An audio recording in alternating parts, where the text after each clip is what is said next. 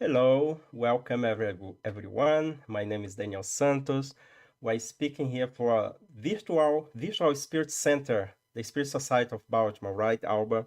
Today, Mhm. in special, we will have this activity virtually because our headquarters is under some type of renovation, but the work must go on, right, Alba?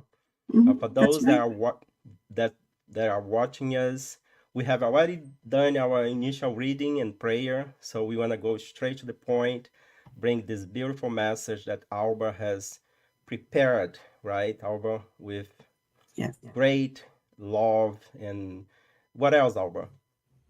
Dedication and admiration. Dedication and So admiration. I'm going to share here Yes, go the ahead. slide. And just very quickly for those that does not know Alba, Alba has been a member of the Space Society of Belgium for how many years? 15, 20 years almost, right? Since 18, 2006. 2006, yeah, like 18 years, right? Mhm. And she has been doing this presentation, bring the example of great spiritist figure in the spirits movement. And today she's going to talk about the admirable Joanna Jange, admirable life of Joanna Jange, right? So Alba, I'll pass the mic. You already have the mic to you. So Okay. please go ahead. Okay. So I'm going to put my timer here. Hello, everyone. Welcome again. Today we're going to talk about Joanna de Angelis, some of her works, some of her reincarnations. And the question will be why? Why? We have Joanna every day. We read Happy Life or any other of her pocket books. We have her when we are praying. We have her in different psychological books, the psychological series, etc. And we're saying why we're going to learn from Joanna. Well, we always have this question in our mind when we see a great role model like her, and is how she got to that point. She needed to start somewhere as a spirit that was simple and ignorant, the same way we all start. So, how was that trajectory? What were the factors that contribute for this spirit to become the Joanna de Angelis that we know right now? If we are not spiritists, if we are not familiarized with this name, Joanna de Angelis is the spirit mentor or guide of Divaldo Pereira Franco, but mostly she is the spirit director of a whole spiritual enterprise to bring the the gospel and the message of Jesus under the new light of Spiritism. So, for this purpose, we are going to have some affirmations from some of her books because this presentation is going to be a therapeutic one. Joanna has this in her readings, in her writing, and is the way it helps us to deal with our own very emotions, with ourselves. So we want to invite you, just turn off everything and just focus on the presentation. We are going to bring affirmations from different books and let us feel how her spirit and her team is working on us. We start with this sentence with affirmation from Times on Health and Consciousness. Love is your path because it comes from God who created you. We base this presentation in the book that has the same title, and actually the book we read it in Spanish is not in the English language yet, and it's called The Admirable Joanna de Angelis, and it has two authors, which is Celeste Santos and Divaldo Pereira Franco, and was writing in 1987. Uh, and a little bit of background here, they decided to write this book just to show us who is the spirit mentor. And the book is divided in two big parts. The first part is all about Joanna de Angelis, how Divaldo got to know her, and his spirit center, and different reincarnations. And the second part of the book is about two interviews that uh, were done for Divaldo at that time. So we're going to cover only half of the book, all right?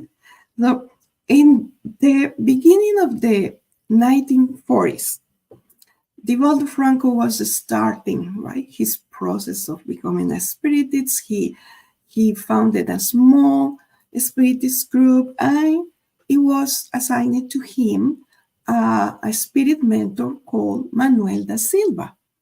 And Manuel da Silva was the spirit who guided this group at the beginning. But in December 5, 1995, the spirit Manuel da Silva says that he needs to leave. He's not going to longer work with them because he needs to reincarnate. And in his place, a spirit friend is going to be in charge of directing the works of this small spiritist group. The spirit friend start communicating through Divaldo Franco through psychophony. So psychophony is a form of mediumship that it works only with the verbal or oral message.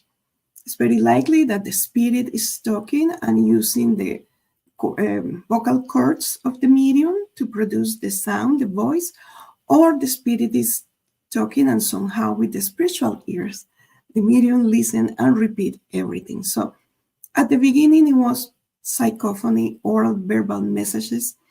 And after 4 years or so, Divaldo started to psychograph, meaning writing message through the mediumship. And it was these exercises were only to, these writings were exercises only. There are a situation here very interesting. In the book, they mentioned that Divaldo at the beginning, he didn't feel comfortable with Joanna. He couldn't see a clear image of Joanna or perceive a tone of voice saying it's a spirit that is feminine or masculine. And he got to use a lot about Manuel da Silva that he wasn't feeling yet happy. But he continued working as a good servant, saying, okay, I will continue. But he expressed that to Joanna. I don't feel comfortable with you, not yet. In 1956, Joanna instructed Divaldo to publish some of the messages that they were writing together in the newspaper called The Reformer, that was an organ of the Brazilian Spiritist Federation, and Joanna signed as a spirit friend. And this has a story. Why is this important to say Joanna started as a spirit friend and not as Joanna? So in 1956, 11 years after Joanna started working with Divaldo and the Spirit Center, Divaldo was still feeling uncomfortable and he was feeling sad because he wanted to know her name or his name. So he expressed this to Joanna, and Joanna says, well, Divaldo, what is more important? To have a spirit friend or to have the name of someone important, but who is not your friend? So Divaldo said, well, I want to have a spirit friend. So she said, call me Joanna. Divaldo was still kind of meditating about it, thinking about it, like he wasn't totally happy with this revelation that Joanna is a very common name. That's what he was thinking. So still sad, Joanna asked him, hey, Divaldo, you didn't like my name? Why you're sad? He said, yes, I liked your name, but I wanted something, it was more elegant, more grandeur, more sonorous. And she was like, what? Okay. So my name is Joanna de Angelis. And Divaldo still, he was a very inquisitive mind, and still, it's like okay, Joanna de Angelis, but this is your real name? Or is your pen name or a nickname? And she, very firm and serious, says, you want a name? Here you have it. since 1956. Then we got the revelation that the spirit friend is Joanna de Angelis. Something interesting here is like Divaldo was the only one feeling this way. The other people in the group, they felt very blessed because the spirit always manifests this tenderness, this sweetness. At the same time, very intelligent, very firm. And usually after a Joanna's communication, either writing form or verbal form, in the ambience, it was always like some sort of light and a beautiful smell of flowers. So everybody was enchanted by Joanna. Divaldo psychographed every day different kind of messages, and he filled a whole trunk with the messages. So then Joanna said, okay, Divaldo, it's time you take those messages and you burn it all. Even a story for children. It was a lot of work was there, so it was burned. Divaldo did it with very hesitant, thinking this is a lot of time, this is a lot of work. And Joanna calms him down, saying, we are going to restart again, and we are going to do this work again with Jesus' permission, reminding him and us that everything that is good and is beautiful, any endeavor of goodwill, is under the direction of Jesus. So then, in the book, we got to see how Joanna reveals some of her previous reincarnations. And this is revealed to Divaldo in different forms. For instance, when he was visiting Italy for the third time, Joanna told him, hey, there is a person in the audience, talk with this person, and this person is going to take you to Umbria or Assisi, talking about Clare of Assisi, and we're talking about the second image here in the medieval time.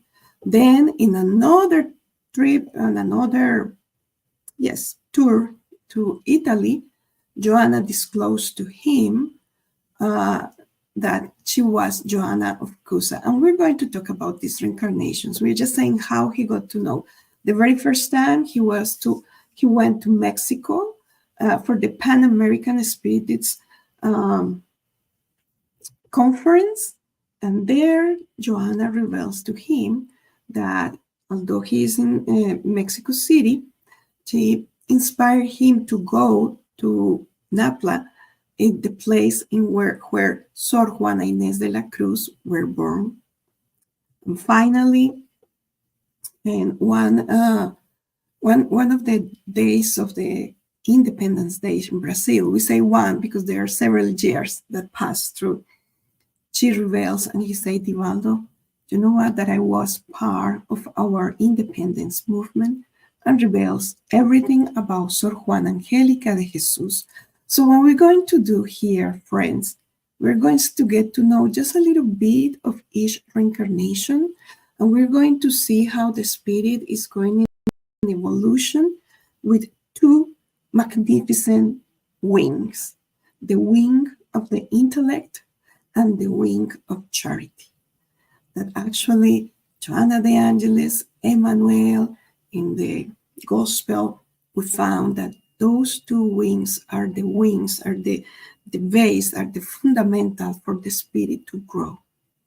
We are going to emphasize more in one reincarnation than another, just because it called our attention, the beauty or the things that are interesting there.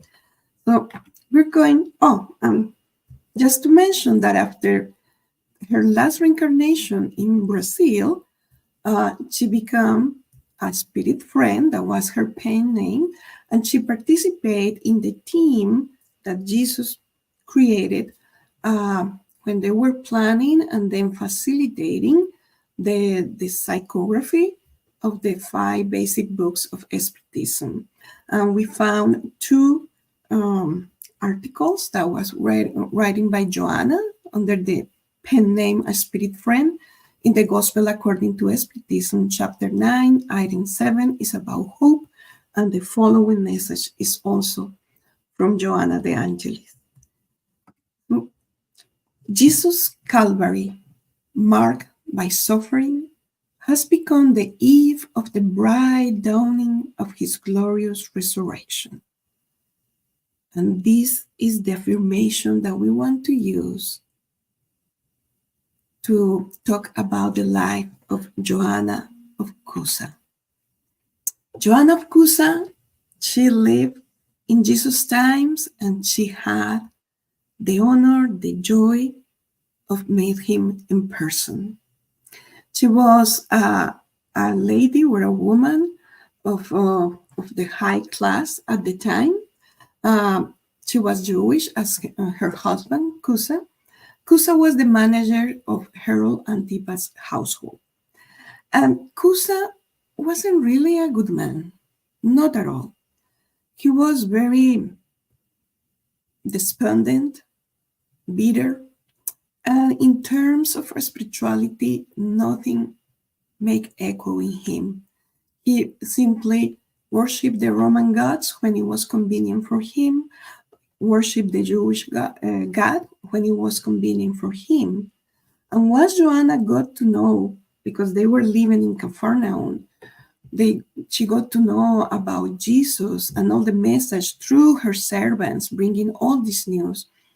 These messages start making such an impact in her soul because she was suffering.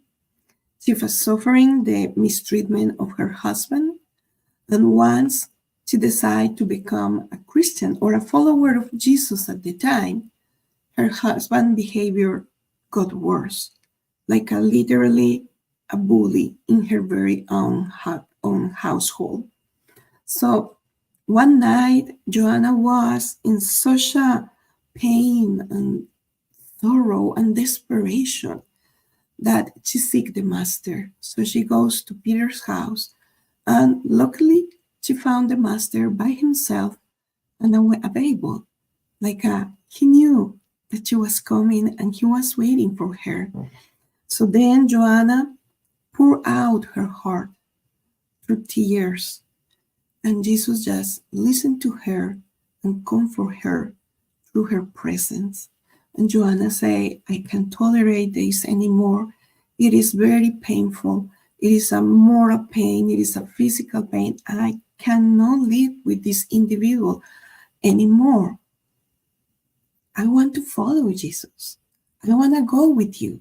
I want to be one of your apostles. So, paraphrasing the words of Jesus, he very kindly and very sweet hold Joanna's hands, and he say, my beloved sister, the way you are going to follow me is going back to your house and loving the man that you have for husband right now. Because through your love, you are going to help him to liberate himself from the chains of bitterness and hatred. And it is only through a genuine and pure love that we can help him. So you will follow me inside of your house, working on your duties, being a good wife. Obviously, Joanna was a little bit shocked about the news, but the words of the teacher, the words of the master were so kind and soothed her heart that she accepted. She accepted the challenge. She went back to her house and started doing exactly what Jesus told her to do. Later on, she has a baby boy, and the boy was still little in childhood when Cusa suddenly dies. And he dies in a very bad state of his mind and spirit, with a lot of hatred and desires of revenge and other sentiments that they weren't helping him. And was the custom at the times of Jesus? The woman, the wife, she couldn't receive the inheritance from her husband. Is supposed to go to the next man in the family, and the next man in the family, it was a little boy. So therefore, Joanna, in one night, lost everything: her husband, her status, her money, everything that she had. The only thing that is with her is her boy. But by the way, when we are reading this narration, Joanna says or expresses about the boy like being a blessing for her life, but being also a lot of work. And we'll see why. So she decided to work, and she started knocking the doors of her former friends, of her former patricians, ladies from society. And she put herself in the position of taking care of the children of the other women, of cleaning or cooking and doing all sorts of works that a woman of her position didn't supposed to do at the time. So if we see here, this is a great exercise for Joanna, for her to become humble and for her to become faithful to the promise that she did to Jesus. So that's the way she assumed her life after that encounter with Jesus. That no matter what the obstacles and no matter what the difficulties, she will be faithful in her faith, even though she needed to suffer of poverty, she needed to suffer from humiliations and so many more things. Years pass. They say she's an elderly woman, so we're thinking she was in her 50s because at the time people didn't live too much. And the persecution of Christians was in full force. So obviously, she and her son, they were taken captive, and they were tied to a stake, and they were burning. They were burning them. So the son is there in the stake, and someone start to punish him, right, with making some marks in his back. So he start crying out and saying, "Mother, Mother, abjure Jesus, refuse his name, Mother."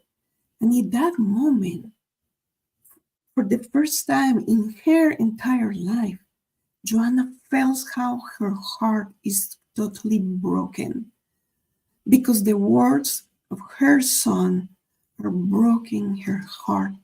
She's not able to help him in that very last hour. However, she takes a deep breath and she says, "Son, remember that Jesus, as innocent as he was, he endured the cross. Why are we not going to endure this? Son, all the happiness of this world is temporary, but the only happiness that we have is the joy in the Lord, loving Jesus and loving the Father." And as soon as she finished saying these words, her physical body was wrapped by the flames. She didn't feel any pain as all the Christians that were there. And this is a detail we can see in another book, not in this book, because it was so horrific the way they discarnate, that it was a great team of spirits helping all the Christians to discarnate so they didn't feel the physical pain and they detached from their bodies very quickly. Lastly, we just want to mention that we find Joanna, wife of Cusa, in the Gospel, Luke 8, 1-3, if you want to read about her, and also in the TV show, the TV series, The Chosen. We have the picture here. Let me see, here. Joanna is shown in that TV show because actually Joanna, while she was with Cusa, she helped financially the cause and the project of Jesus. So we move from this reincarnation of renunciation of immense moral pain, also physical pain, of a woman who already received certain degree of education because of her social position. And we jump from year 68, we're going to the medieval times. Life is impossible without love. And this is the preamble to talk about Clare of Assisi. She was born in Italy in medieval times, and obviously her story is completely linked and with the story of Francis of Assisi.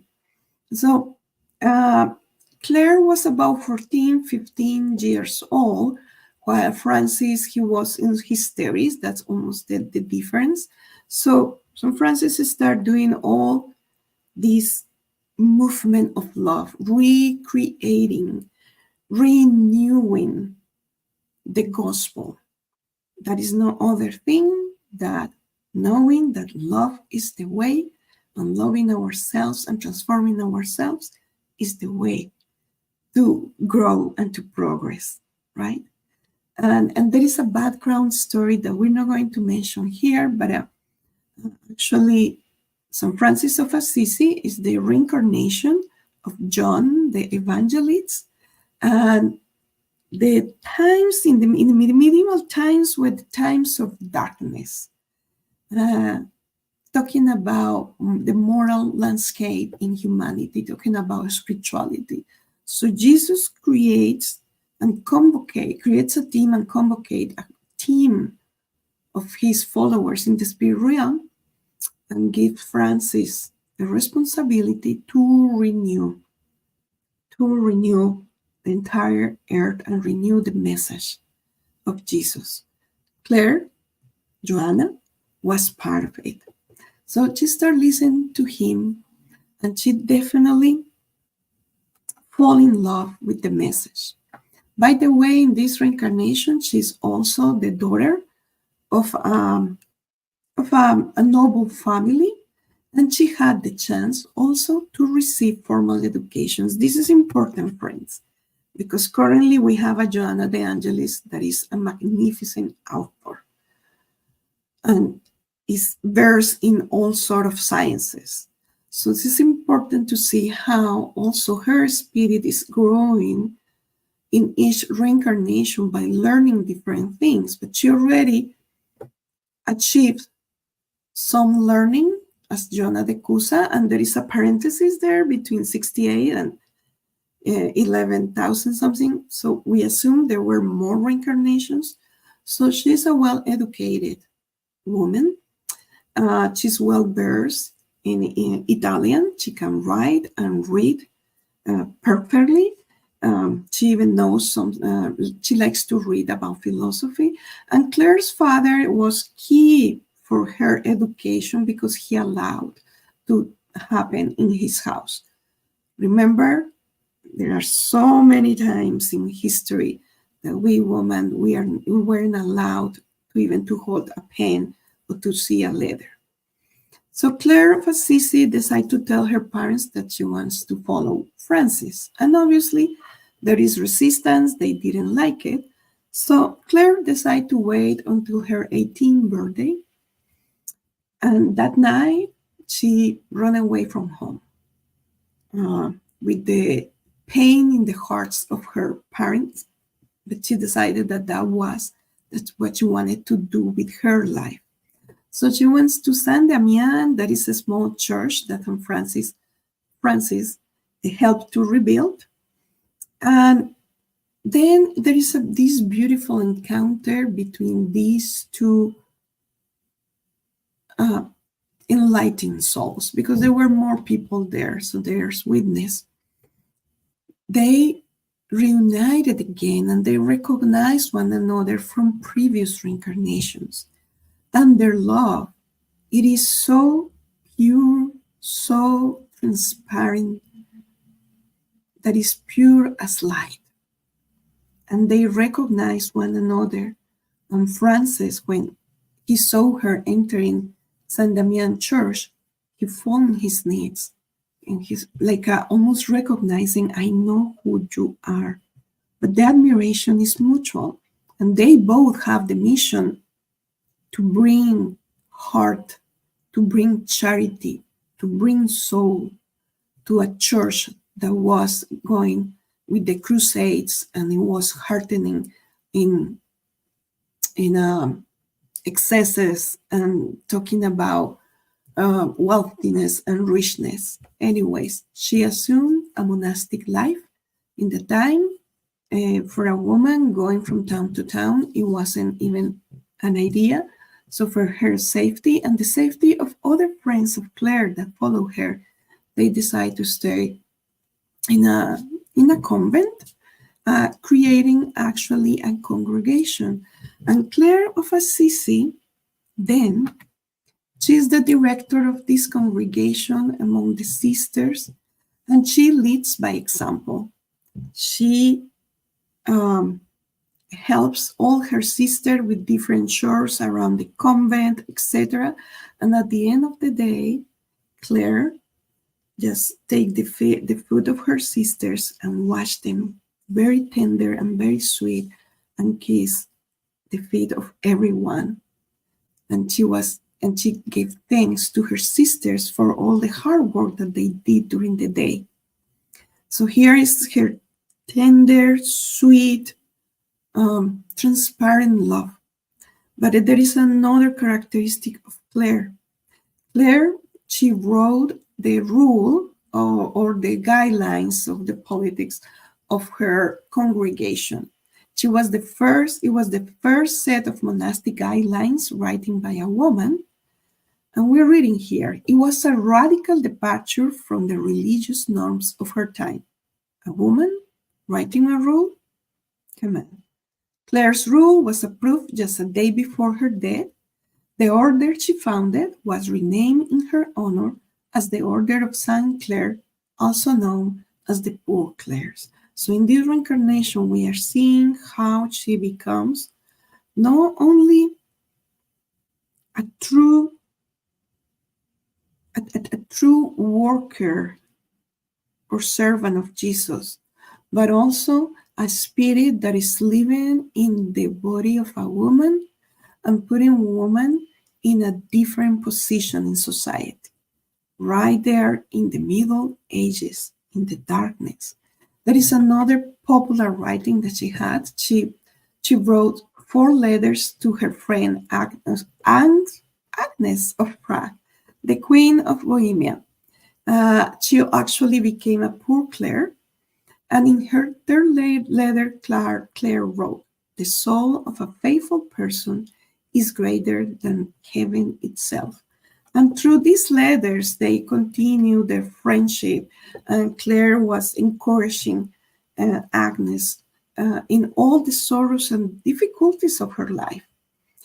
The third main work that Claire did at the time, it was her testament, and it's beautiful, and we invite all of you, just Google it and just read an excerpt.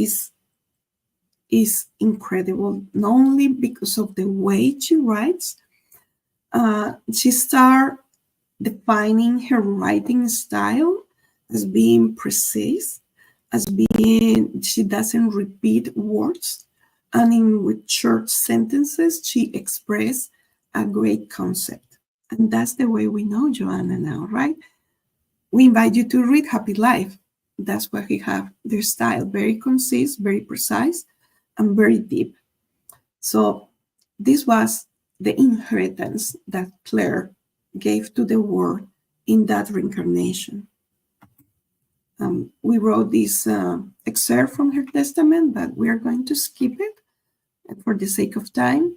We also researched about the poor Clare sisters in the United States, and we found a beautiful video that we invite you to see, and we are going to share the slides. Daniel will help me, of monastic nuns that are followers of St. Clare's, and they are doing a prayer by singing, and it brings your spirit to a different level of connection with God. It's beautiful. The spirit always travels from the shadows of ignorance to the light of knowledge, from simplicity to complexity, and from the germ to a state of plenitude. And again, this is the door to see her next reincarnation and one of the most beautiful reincarnations. And this is a personal note. So we have Sor Juana Inés de la Cruz, or Sister Joanna Agnes of the Cross. We found her in the 17th century in Mexico. So it was a big parenthesis, right? We have a big parenthesis between medieval times, 17th century. They didn't mention anything in the book about other reincarnations in between. Just by seeing this reincarnation, we can conclude that she had different reincarnations in which she acquired great intellectual knowledge, as well as opportunities to exercise her moral values. So she was born from a noble father and an indigenous mother. However, the father, this was outside of the marriage, but the father decided to provide Juana, or Joanna, with an education. To do that, so she needed to live in the father's household with the half sisters and brothers. So one of the older sisters, she was around 7 or 8 when Juana was like 3 years old. They were going to school, but going to school is in the same, because they were living outside of Mexico City in a farm. So going to school basically was to another room and a teacher was there. So here comes Juana, or Joanna, 3 years old, and is telling the teacher that her father sent her to school because she needs to learn. So at age of 3 years old, Juana learns how to write and read in Spanish. By 7 years old, she is very fluent in arithmetics, in geometry. She starts with philosophy. At 11th year old, she knows about astronomy, about canon law. She taught herself in 20 days to learn Latin and another 20 days to learn Portuguese. Here, another parenthesis. She already knew Portuguese. We know it. When we see these prodigy or advanced children nowadays, we know that the 4-year-old playing the piano like a magnificent master is not because he or she learned in 4 years. It's because it's a reminiscence. They are remembering the knowledge that they acquired in previous lives. So that is what happened with Juana Inés de la Cruz. She is bringing all this information that she acquired from previous reincarnations, but she brings something beautiful here that is new in her spirit, and it's this eagerness for learning, eagerness for knowledge. And she also loves arts. So when she was 13 years old, she was a rare figure in society. She goes to live in Mexico in a noble house, and she became like the center of entertainment of some of the noblemen and noblewomen in Mexico City, because they were entertained asking her questions, and she knew all this information and doing numbers in her mind, etc. For Juana, this was completely boring and in some sort of suffering, because she doesn't want it to be like entertainment. She was genuinely wanted to learn more and more. She stays there in the court for 2 or 3 years. She has several proposals of marriage, which she refused all of them because she didn't see herself as tied to a man. Remember, 17th century. So women were expected to get married and to do everything that the husband will say at home. You have children, take care of the house, that's it, period. And she didn't see herself like that.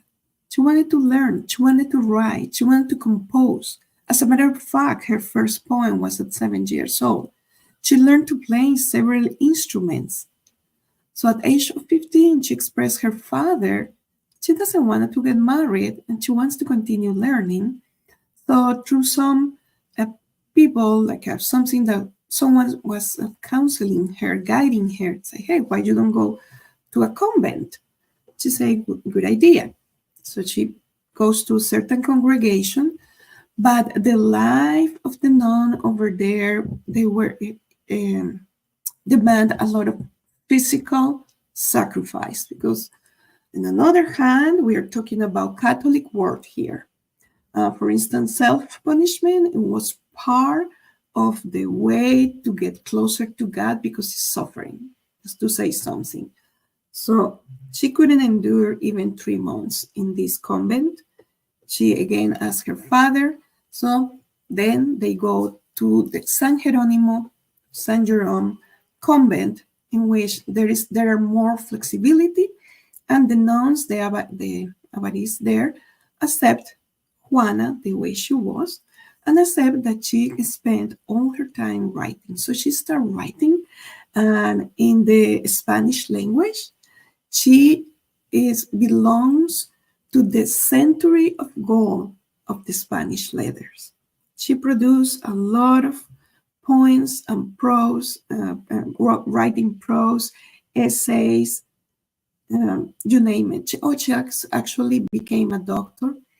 And she has some people from the court that admire her work, so start supporting her financially speaking, up to the point that Sor Juana get a collection of more than 4,000 books in her personal library.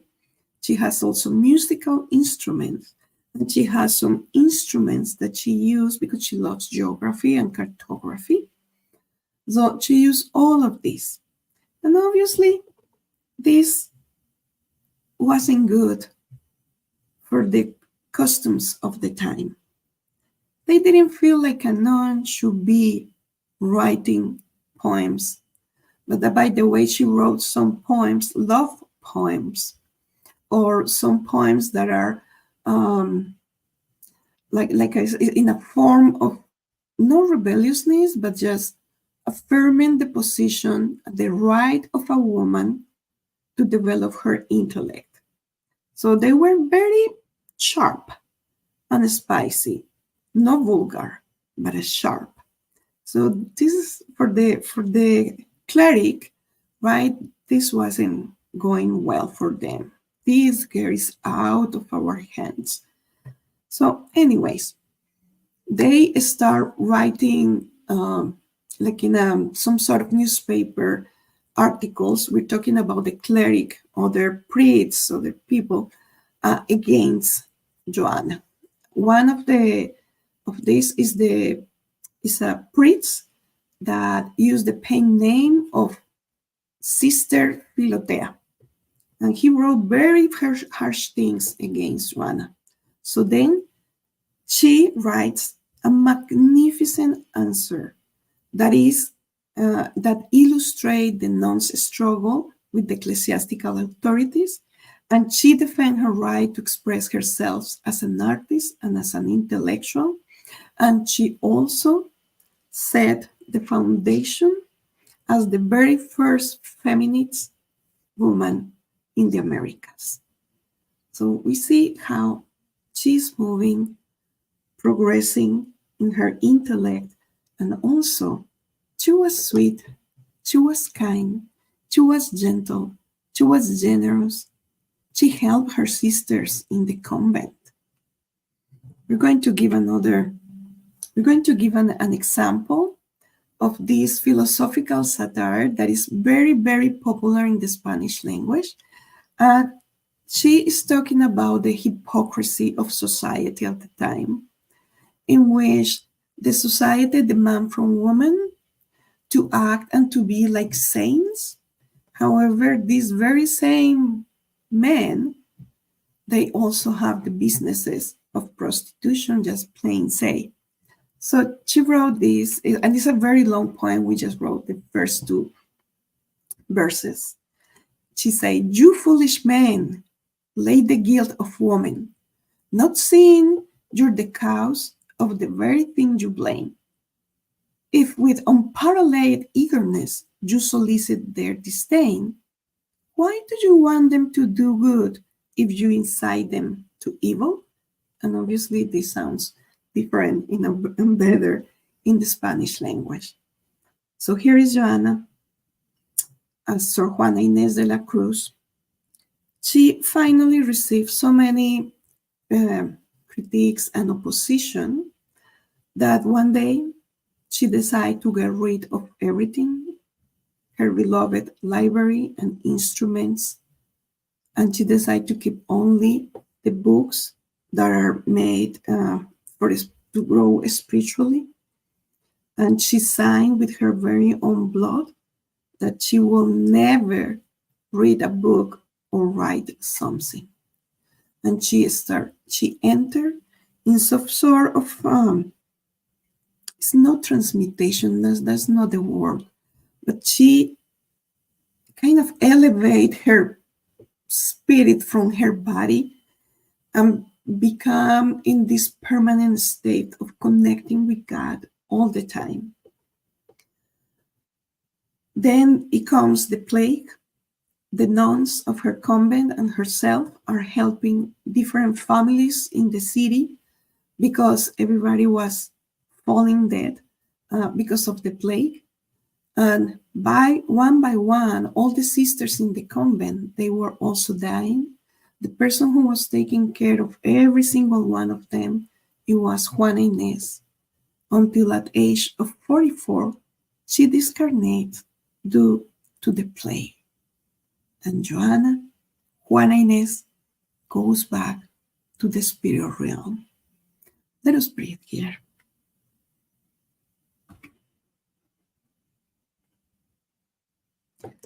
And Jesus is still waiting at the finish line for those with the courage to complete the race. We're going to the last reincarnation. So again, Joanna reappears on the surface of the planet as a nun because basically it was only two ways for a woman at the time: or you get married to progress, right? To fulfill a life, or you get married or you go to the convent. That's it, period. So she found that going to the convent, it was the best for her because of her spirit could be freer, or live with freedom. So we see Sor Juana Angélica de Jesus in Brazil, 66 years after she discarnated as Sor Juana Inés de la Cruz. And since very early age, and again, she was born in a noble family. And we see that this commonality in these 4 reincarnations, they're the only ones that we got to know, but it is important because this is giving her the chance and the opportunity to receive education.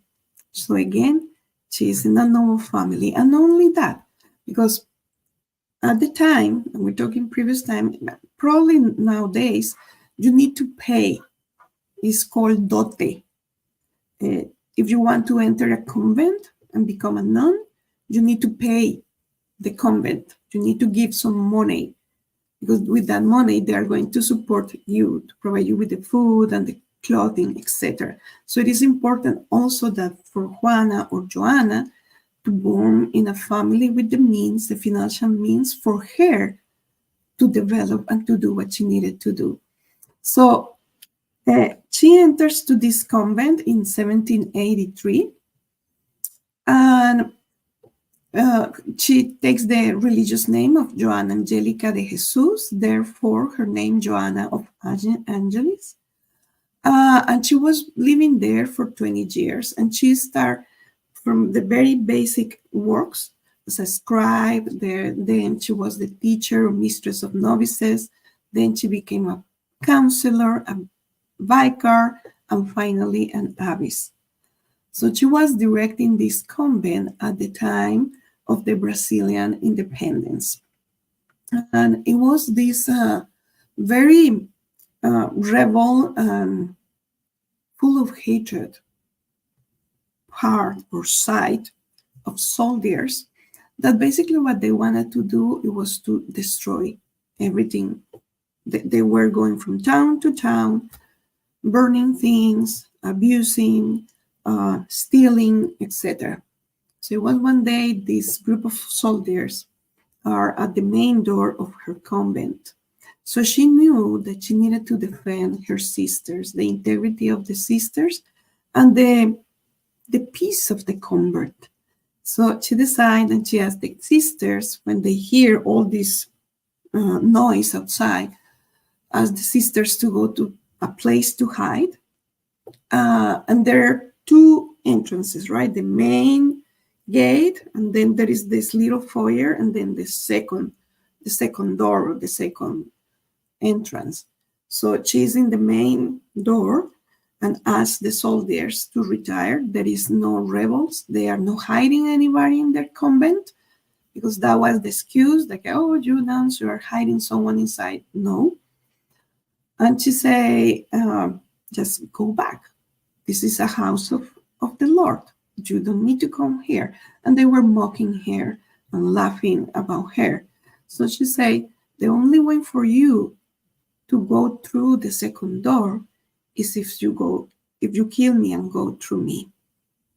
And saying these words, it happened. Literally, the soldiers just killed her and they pushed the second door. This is the only information that we found about it. There are so many versions of what happened at the moment, which is interesting. They put certain words in Joanna saying to the soldiers, but we found this in the book that was written by Tibaldo. We decided to go with this short version. So she became the first heroine of the independence of Brazil. And we are meditating about how beautiful it was for her to reincarnate several times in a feminine body and working all the way from bottom up to provide us nowadays and currently with the chance and the opportunity of read and learn and express ourselves freely and generations to come. Not only that, so she shows the importance of learning and acquiring knowledge in every different area that we can possibly imagine. Learning is a way to free our spirit. And she say later on that the way, actually not later on, as Sor Juana Inés de la Cruz in Mexico, she said the only way to get closer to God is by freeing our conscience. And to free our conscience, we need to learn and we need to know. And at the same time, how she cultivated all these maternal qualities as is expressed in the book. Because the people that had the opportunity to listen to her psychophonic messages, they say that it sounds like a mother was talking to you. A mother that is sweet and kind, but is firm enough to guide you. We know the prolific pen of Joanna de Angelis, and we have read so many of her books. We are currently studying a book with her through Criste dos Santos, right? It's bringing us one of the psychological series. And there is plenty of messages for us, but we know now that she herself experiencing her very own skin experiences, pains, sorrows, moments of joy, moments of immense gratitude, moments of connection with loved ones, as Claire and Francis. And through all these experiences, she accumulated such a knowledge and such understanding of the human mind that she wrote the psychology series, right? And she's bringing even more and more messages out of love, because she doesn't need to be attached to planet Earth. No, she's already a great evolved spirit, but it's that maternal heart, that love for us, for the ones that are going behind her, that she decided to stay here. As a matter of fact, in all her reincarnations, she always reincarnated in more of the same circle of spirits. And she says that when she came as a spirit mentor of Divaldo, she says, one of the people in this group, I am related with him or with her. We know now it's Divaldo, but at the time they didn't know. You were born to conquer the infinite, which depends solely on you. And we are going to finalize the presentation with this message from her. At your origin, you are light, evolving toward the gray light. There is darkness only because you have not yet decided to set in motion the mighty power generators of energy asleep within you. Turn on the light, starting with the spark of goodwill, letting it grow to reach maximum power. And this is it. Thank you, dear friends.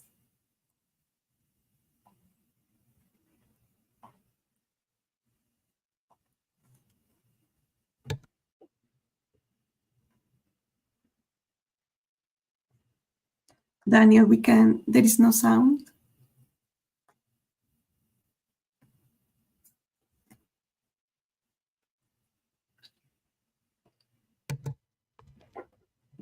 Okay, so what a beautiful recollection of the life of Joanna de Angeli. Thank you so much for bringing this presentation, and a great reminder for us that when we see a spirit like Joanna de Angeli nowadays, we think that was a easy life, right? Was why she is in this position in terms of spirituality.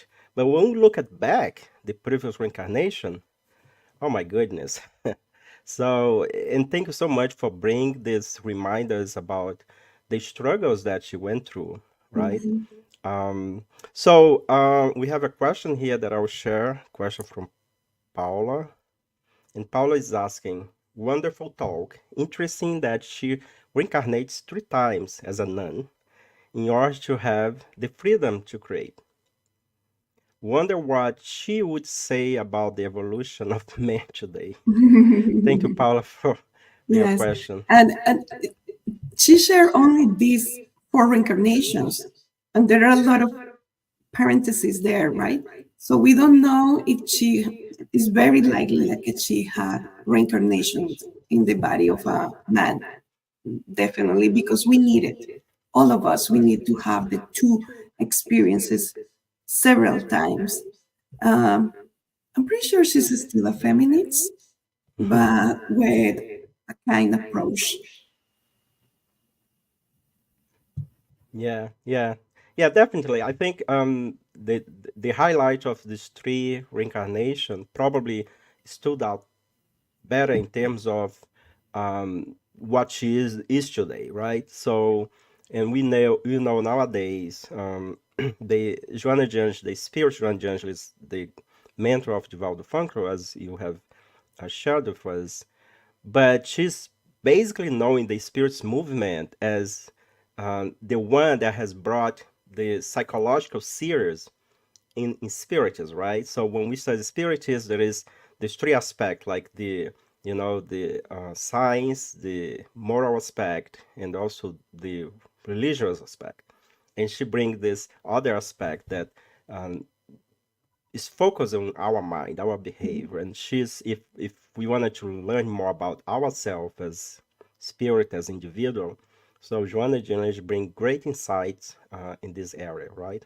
And you Mhm. share like the last slide of presentation, your presentation, some of those books that she has been published through Duval Yes, Franco.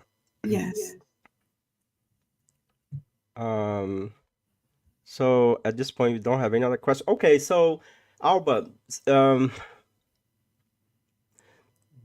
by put this presentation together, what touched you the most? Because when you look at each lifetime of the spirit Joanna de Angelis, it's hard for us to pick which one was, you know, that. So for you personally, can you share with us your journey to study and to read? I know mhm, that you read this book mhm, particularly that yes, summarized, but I'm pretty sure you have also yes. studied other books. I have a hard time deciding between Joanna of Cusa and Claire of Assisi. Yes. Joanna, because we can identify Cusa with her struggles in life and with the desire of uh, fleeing from the situation instead of taking care of the situation, because that's what she wanted to do, although it was out of love that she wanted to follow Jesus. Jesus reminded her that you need to go there, to go back and take care of that very situation. And I think that's difficult because we don't want to deal with situations or with people, right? But it's necessary, and she did it. And as a Claire of Assisi, and this is something that I didn't mention in the talk, but when Jesus, when the psychosphere of the planet was being prepared for Jesus' arrival, it was necessary to take 2 million spirits out of the planet Earth and place them somewhere else, because their vibrations were so basic and were full of hatred and rebelliousness, that this wasn't helping for Jesus to come. So through the mercy of God, the spirits, they were relocated in a part that is in the equator of the planet Earth, and we're In a talking about region, right? a spiritual city. And the city had four main leaders. They created how did oh now I forgot an army. They created four different armies, but everything was based on hatred for Jesus. They wanted to burn planet Earth. And because they were so close to the sun in the equator, they received directly the rays of the sun. The reason is because the sun has some healing properties for the spirit. So it was necessary for them to receive that. But also, it was told, they knew that they were going to be there temporary, about 1,000 years or so. So they prepared themselves to conquer with hatred planet Earth. And their symbol, it was a flower with four different petals that looks like a cross, and they called themselves the Crusaders. Fair enough. We see medieval times. Pope Urban II, he was one of these spirits there. He decided that it was necessary for Christianity to banish completely any other religion, especially Islam or any Muslim person. And we see the horror of four crusades. This was a plan from these spirits. And we are asking why, after 1,000 years, they are coming here, because it was a chance for them, an opportunity to redeem themselves. So they create such chaos on planet Earth. That is when Jesus, he called his people, call it that way, high evolved spirits, among them John the Evangelist and Joanna. Uh, and he gave John the Evangelist, who became Francis of Assisi, the responsibility of this project to heal of this all this hatred and horror that is still nowadays we are suffering for those consequences, right? So that is why Claire of Assisi caught my attention. Sorry for taking so much time. That's Because fine, no problem. in such a dark time, I will be full of fear. And she wasn't. With very firm, but very sweet, she accomplished her goal, knowing that everything was against her. But she continued, even though it was a very dark landscape on the planet Earth at the time. So, Kusa, Joanna of Kusa, and Claire of Assisi. Clara Facis, well, beautiful. Yeah, I guess I have to agree with you after this explanation about these two lifetime that she had. So Kirsten just put a comment here. She says, "Wonderful talk, Alba. Always wonderful to hear about our dearest Joanna." Yes, Beautiful. yes, Kirsten. Um, so I know that you talked about, just for us to, we approach the end of our presentation here. You're talking about previous life of Joanna Jansch. Do you have any information about if this spirit will reincarnate again? If she'll come back in another lifetime to accomplish any, because those type of spirit, they always come in a mission, right? As we Mm-hmm. have um, learned about her previous reincarnation. Mm-hmm. Is there And any information about any anything that you can share with us? any fact? N- No, No, no, okay. no facts. But there is always this Rumors, right? comments, rumors, like when Divaldo discarnate, then Joanna is going to come, but we don't have a confirmation. There are no facts about it. There is no need for her to come, and if she will come, she will be a missionary. And But here is something very interesting. What would be, I mean, like, as right now, there is one thing that I learned from Givaldo. Givaldo said this once, um, that she has a team of spirit that's about around 10,000 mhm, souls, right? That has mhm, been working. Some of those spirits are in the physical body right now, right? yes, And others in the other side. So the work that she's done nowadays is like is huge, right? There is yes, several people connected to her work. yeah, And as you give this presentation right now, there are many spirit centers around the planet that has been studying her book, or giving workshop about and courses, right? So mhm, it's some things that the life of one person can be multiplied by those that create some type of affinity with that type of work and yeah, feels that they are saved in a mhm, quote here, right? yes. Because we That save ourselves, right? yes, and you're talking about the second part of the book, which is her project on planet Earth, which is the uh, Mansión del Camino, Mansion of the Way. So Joanna de Angelis, at the beginning of last century, she was living in this spiritual community near to the surface of the planet Earth, near Salvador Bahia, right, in Brazil.